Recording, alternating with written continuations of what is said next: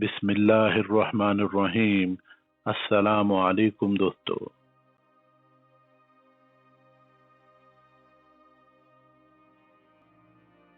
نبوت سے قبل حضرت شعیب علیہ السلام کے ہاں حضرت موسیٰ علیہ السلام بکریاں چرایا کرتے تھے۔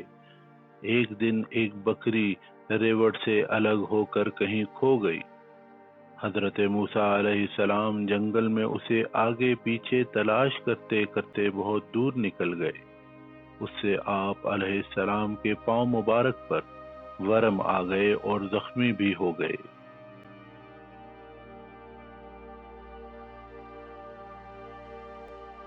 بکری تھک ہار کر ایک جگہ کھڑی ہو گئی۔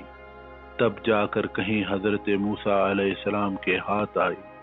آپ علیہ السلام نے اس پر بجائے غصہ اور زد و کوب کرنے کے اس کی گرد جھاڑی اور اس کی پشت اور سر پر ہاتھ پھیرنے لگے۔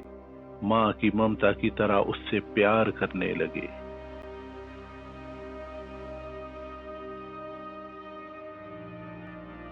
باوجود اس قدر اذیت برداشت کرنے کے ذرہ برابر بھی اس پر کدورت اور غیظ و غضب نہ کیا، بلکہ اس کی تکلیف کو دیکھ کر آپ علیہ السلام کا دل رقیق ہو گیا اور آنکھوں سے آنسو آ گئے۔ بکری سے کہنے لگے، فرض کیا تجھ کو مجھ پر رحم نہیں آیا، اس لیے تو نے مجھے تھکایا اور پریشان کیا۔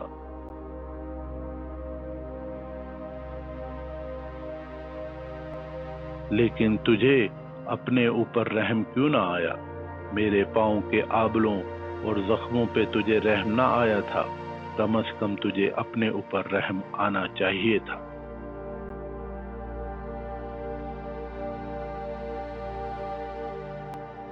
اس وقت ملائکہ سے حق تعالیٰ نے فرمایا کہ نبوت کے لیے حضرت موسیٰ علیہ السلام زیبا ہیں۔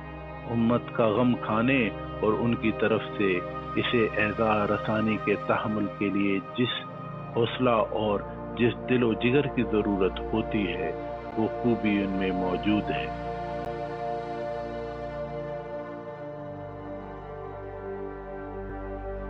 نبوت سے قبل تقریباً کئی نبیوں علیہ السلام نے بکریاں چرائی، کیونکہ بکریاں اکثر مختلف جانب بکھر جاتی ہیں۔